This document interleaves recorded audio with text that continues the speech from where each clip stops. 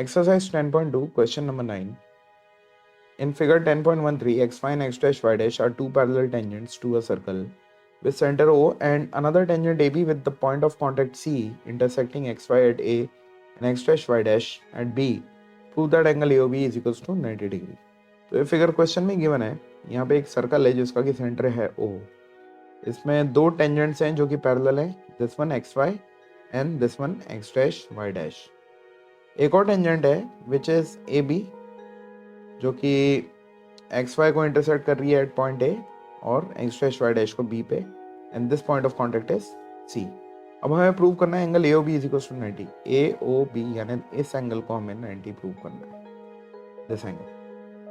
ठीक है, तो चलिए स्टार्ट करते हैं. गिवन,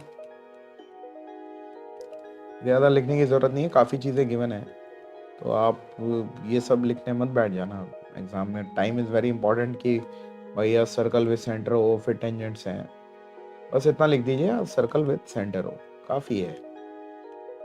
ठीक है, अब आते हैं टू प्रूव पे. हमें प्रूव करना है angle AOB equals to 90 degree. ठीक है, कुछ कंस्ट्रक्शन करनी पड़ेगी, तो कंस्ट्रक्शन को नोट कर लेते हैं.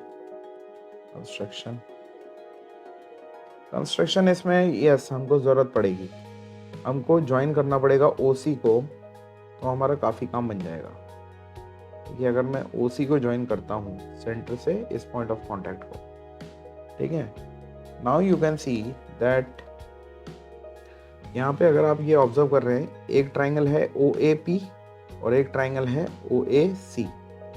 आप इन दोनों ट्राइंगल्स को कॉन्ग्रुएंट प्रूव कर सकते हैं. ठीक है, कैसे? Point P point of contact है, ये 90 डिग्री होगा. Point C point of contact है रेडियस के साथ, ये भी 90 होगा. OC और OP दोनों रेडियस हैं. Right angle OA is equals to OA common hypotenuse and OP is equals to OC radius. तो ये दोनों ट्राइंगल कॉन्ग्रुएंट हो जाएंगे. और मैं क्यों कर रहा हूँ वो भी बताता हूँ. इसको करते हैं ज्वाइन. कंस्ट्रक्शन हमने क्या किया, ज्वाइन OC. अब आ रहे हैं प्रूफ पे. तो पहले हमने जिन दो ट्राइंगल्स को कॉन्ग्रुएंट प्रूव करना चाह रहे हैं, OAP, 1 second, in triangle OAP and triangle OAC हमें बताया एंगल OP है is equals to angle OC है ईच 90. और ये ईच 90 क्यों है? Radius is perpendicular to tangent at point of contact. ठीक है, OA is equals to OA common है दोनों ट्राइंगल्स में,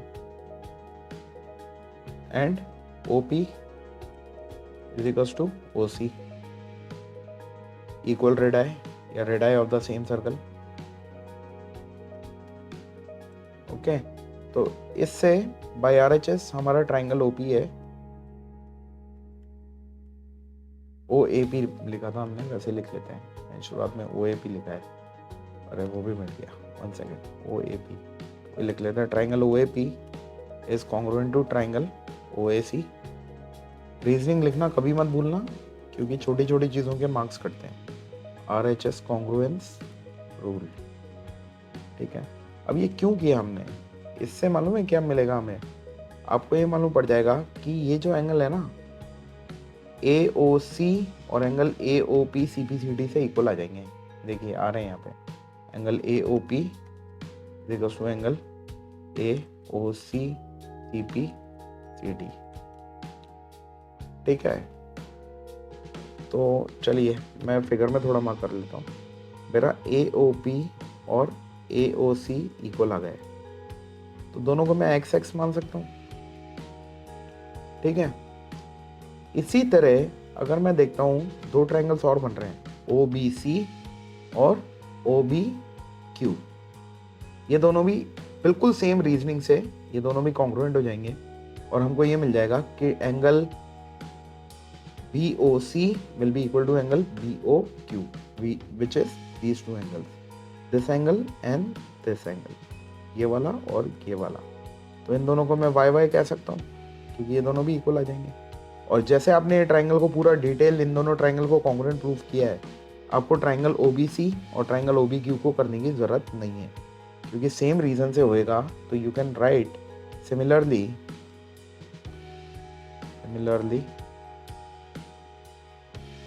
angle BOC will be equal to angle BOQ। ठीक है, जैसे आपने ये दोनों ट्राइंगल को कॉन्ग्रुएंट प्रूव करके ये एंगल्स इक्वल निकाले, उसी तरह आप ये भी निकाल लेंगे। और इसको आपने माना है x, तो इसको मान लीजिए x, अजम्पशन अपनी दिखा दीजिए, और ये इनको दिखा दीजिए y की अजम्पशन। ठीक है, अब आप देखिए, मैं यही सॉल्व कर दूंगा इसे। ठीक है, अब आप देखिए ये POQ जो है ये एक स्ट्रेट लाइन है, डायमीटर है, और अगर नहीं भी गिवन है कि ये डायमीटर है तो आप देख लीजिए ये एंगल 90 है और ये एंगल भी 90 होगा। क्यों? क्योंकि radius is perpendicular to tangent at point of contact. और ये दोनों ऑल्टरनेट, ये वैसे भी पैरेलल लाइंस गिवन है ना, XY और X डैश Y डैश, ये पैरेलल लाइंस गिवन है ही सही। तो ये एक हमारी स्ट्रेट लाइन है, तभी ये दोनों एंगल्स इक्वल आ रहे हैं, वरना ये दोनों एंगल्स जो ऑर्डिनेट इंटीरियर हैं ये इक्वल नहीं आते। तो ये इक्वल लाइन है, तो ये एक स्ट्रेट लाइन है। तो स्ट्रेट लाइन के ऊपर जो एंगल्स का सम होता है वो कितना होता है? 180 होता है। एक स्ट्रेट लाइन के ऊपर कितना बनता है? किसी भी पॉइंट के ऊपर एंगल 180 बनता है।